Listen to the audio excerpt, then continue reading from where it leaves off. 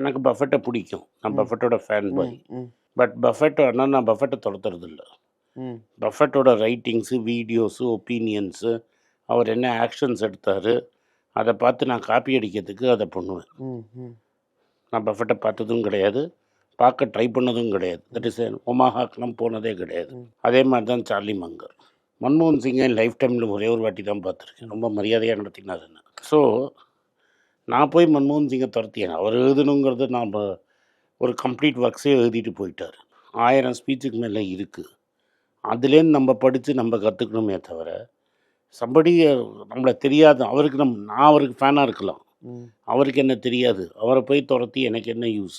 So அதே மாதிரி ஒரு ஆப்போசிட் செக்ஸில் நீங்கள் ஒரு பொண்ணோ பையனையோ பிடிச்சிருக்குன்னு வைங்க, அந்த பொண்ணுக்கோ பையனையோ உங்களை பிடிக்கலன்னா நீங்கள் எதுக்கு துரத்தி என்ன யூஸு? அந்த ஸ்டாக்கிங் தான் இட் லீட்ஸ் டு வயலன்ஸ்.